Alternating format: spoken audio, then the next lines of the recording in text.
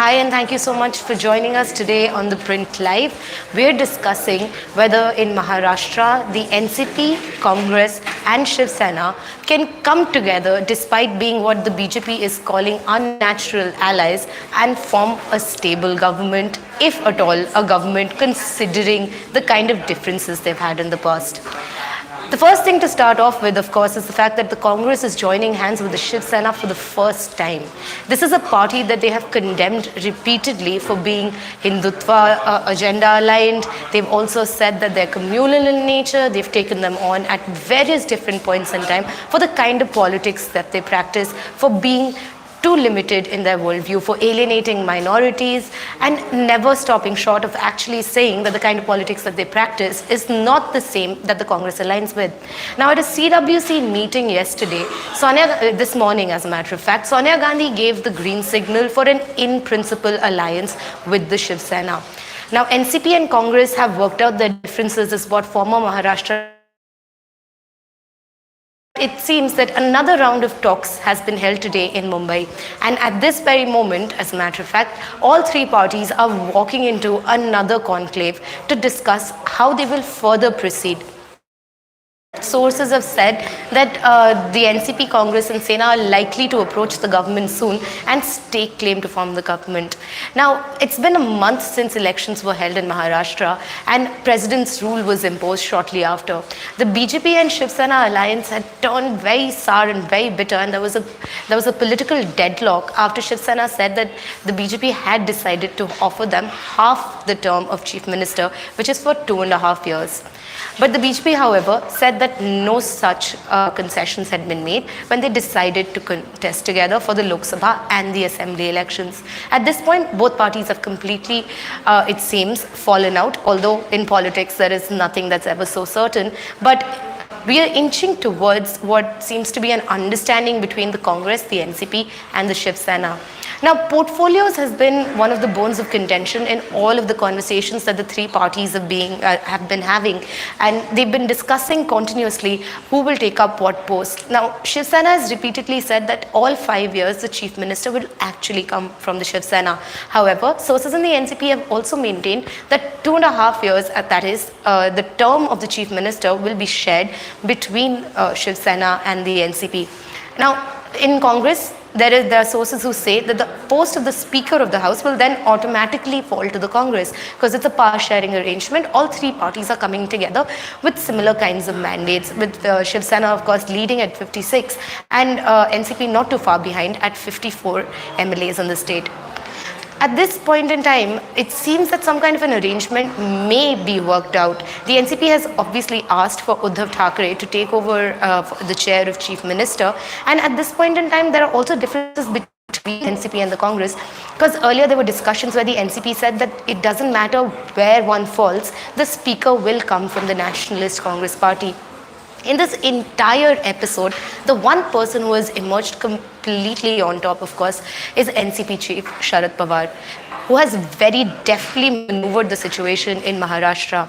Now, sources have told The Print that from both ends, whether it's Uddhav Thackeray's Shiv Sena or whether it's Sonia Gandhi-led Congress, both the parties are looking to Pawar to actually do an honest distribution of portfolios, which is what the discussion is all about. As Prithviraj Chavan pointed out yesterday after a meeting was held at Sharad Pawar's residence in the national capital, which was which a Congress delegation led by Amit Patel went there. It seems that after that meeting, he came out and said all issues have been resolved, which means that, of course, there were ensuing talks about the kinds of differences that were arising between the NCP and the Congress. So do keep sending us your questions as and how we proceed on this live. Niharika Prakash says, if no government is formed even in 6 months, will these political parties pay the cost borne for re-election, and should there not be some penalty for the callous behavior these politicians have displayed? See, Niharika, that is protocol, that if after 6 months there is no government, there will have to be a re-election. That is what is mandated. So whether political parties pay the dividend for that or not becomes more of a moral and ethical question than one about protocol and technicalities. The deadlock, but it looks like may be resolved as we move towards an understanding between the three parties. We will have to wait and see how the meeting between the Congress, the NCP and the Shiv Sena goes to see where they finally stand, all three of the parties, that is. Shobha Barinatharan says, Lotus might have started its strategy already. Also, I believe you're referring to Operation Kamal. So even though they form it won't last for 6 months. Karnataka, Tamil Nadu, Goa are examples. Till now, the kind of developments we have seen is that BJP has denied fervently any claims of poaching MLAs. BJP seems to have played a waiting game. As a matter of fact, BJP's party president, Amit Shah, took a very long time to actually break his silence when it came to talking about the kind of political stalemate that was happening in Maharashtra. As for Operation Kamal, like I said, it's a matter of speculation. Will BJP poach MLAs? Will BJP not poach MLAs? All three parties, of course, on the other end of the spectrum will claim that they're poaching MLAs. But are they doing it? Will they do it? Now, sources in the Congress party did tell ThePrint that in case Congress decided to not go ahead and form the government along with Shiv Sena, there was a good chance that a number of them would break away from the party. And that is a situation that clearly seems to have been avoided, with veteran Congress leaders in Maharashtra completely prevailing over party's interim chief Sonia Gandhi, who was initially reluctant to join the alliance. Atharva Suman wants to know, considering the current circumstances, what is the optimal solution for Sena? Sena is working towards its best solution. What Sena wants is very simple. Sena wants a chief minister from within its ranks. For that, it has said it is willing to go either way. It has already decided, it has made multiple approaches. Uddhav Thackeray himself has said that he reached out to people in the Congress, that he reached out to people in the NCP. We know for a fact that Uddhav Thackeray spoke to Sonia Gandhi. We also know that he has been in talks with Sharad Pawar. So for the optimal solution for Sena essentially is ensuring that at least for 2.5 years, it gets the chief minister's post. If this happens, how will it shape the elections 2024? For that, one, the three have to come together to form the government, which yet has not been decided. Second, of course, it will depend on whether they're able to form a stable government. So Congress and NCP have maintained that they're taking this long to discuss and deliberate and finally decide on how to move forward, which is why they're taking so long to come up and arrive upon a common minimum program, because they want to make sure that there is a stable government in the state. They're trying to leave little to chance. Amit Patel wants to know, Apurva wants to know, why and how are Modi and Shah silent on this? Why did so much when it came to Manipur and Goa? Why give up on the richest state in India? Like I already mentioned, Amit Shah took a bit of time to break his silence, but did finally come out and say that he's waiting and he's watching and will monitor the situation as it develops. Why are they silent and why are they giving up? I don't think they're giving up. BJP is playing a waiting game. BJP has laid its cards out on the table. It says it is not willing to compromise. Modi has stood firmly behind his chief minister, Devendra Fadnavis, who he says will remain at the helm of affairs. There will be no compromise on that matter. BJP has obviously always played the big brother in the last 5 years when the government in Maharashtra was running, with Shiv Sena, of course, being the smaller ally with lesser number of seats. BJP this time expected a greater mandate. As a matter of fact, within BJP ranks, it was quite popular, the idea that they would actually have a majority on their own. But now that that has not come to pass, BJP is not talking about a compromise here as of now. How long do you think this government will last? That depends on how quickly it's formed, also on whether it's formed or not. First, we need to see whether the three parties can actually set aside their differences and move towards forming a government. Will they agree? Will they agree on power sharing arrangements? Is Shiv Sena going to ideologically become easier on certain issues such as that of migrant labor, such as that of Hindutva, which are demands that are being reiterated by the NCP and the Congress respectively? Can the three of them actually come together and work under amicable circumstances? All of these questions are corollaries to what you're asking, which is, will it work out? Will it work out? In Maharashtra, again, we have to remember, for a chief minister to complete a 5-year tenure is a rarity. There have only been 2 cases, Devendra Fadnavis, as a matter of fact, being the second case in the state where a chief minister completed his tenure. So will it be a stable government will depend again upon how well these three parties can gel together. Is Thackeray committing political suicide? Unless the Congress NCP, Shiv Sena is a strongly ideological party whose support comes from ideologically inclined voters. Will we see a Karnataka repeat? If you're talking about seeing a Karnataka repeat, by that logic, Thackeray is not, I mean, if you're comparing him to Gowda, is he committing political suicide is a dicey question. Thackeray is making a play for power. Thackeray, it's already clear that Shiv Sena has made it abundantly clear that the chief minister will come from within their ranks. So it's a direct play for power. After having played second fiddle to the BJP for 5 years, Shiv Sena now says that it wants to take control of the state. And as a matter of, if we talk about political suicide, we also have to forget that Shiv Sena does control the cash-rich BMC. So by losing out on a government in Maharashtra, by sharing 2.5 years also, as a matter of fact, does not mean that they give away on the kind of claim they have on the state. Their voters are ideologically inclined, of course, but their logic is that the ideological inclination will follow from the fact that they'll be able to implement things for their voters. Krish Shah wants to know which party claims to have the most control over the independent MLAs.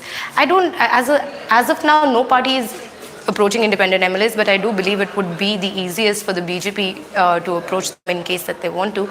But considering that they're very small in number, and right now the calculation stand is such that Congress, NCP and Shiv Sena can easily get to a comfortable majority, then I don't think as of now the independent MLAs are going to come into play. Will there be policy paralysis? What agenda will be pursued by these three ideological opponents? Again, contingent upon the fact that these three actually agree to forming the government in the state.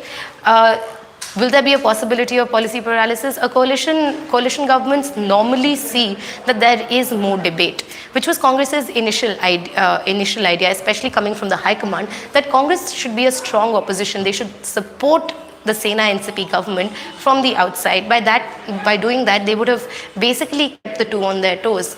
However, by agreeing to being a part of the government, basically the Congress has sent a signal that all three parties are willing to work out their differences. A very clear sign will come from the way the common minimum program is defined. Once that is declared, once what kind of power sharing arrangement will there be is declared, then we can figure out whether these three parties have actually been able to compromise, or are they settling. Because after a compromise is reached, if any of the one parties feels wronged, then it is likely that there won't be a stable government and there might be policy paralysis, because there will constantly be infighting within the coalition itself. Won't support from the centre affect this trio alliance? Support from the centre, I assume you mean in terms of funding, because there's a BJP government at the centre. But we have seen opposition governments running smoothly, whether it's Congress's government in Madhya Pradesh and Rajasthan. Nobody has really complained, except for the Arvind Kejriwal government in Delhi. But that is a more peculiar situation, considering Delhi is a city-state and it does not have authority over all of its subjects. Support from the centre, I mean, Amrinder Singh's government in Punjab seems to be running very smoothly. So I don't think support from the centre is very crucial here, because even when you went and observed the Haryana and Maharashtra elections, and I personally went to Haryana, and when I covered the election there, and when we asked the question to the electorate that does it bother you that a different party will lead the government in your state while a different party is leading the government in the centre, do you think it will cause a kind of dissonance? Most of them said no. They did not feel that that would happen. So it seems to flow from that it may not impact the alliance as much. What they have to worry about more is the infighting amongst themselves. Can they prevent that? This entire round of talks, one after the other, this marathon communication that we have been seeing, the parlaying of power that we have been seeing for the last couple of weeks, is all about reaching a compromise where not one of the parties feels wronged. Many formulas are coming out of it, but will they actually be able to settle and think of a way forward where all three of them can be stable together?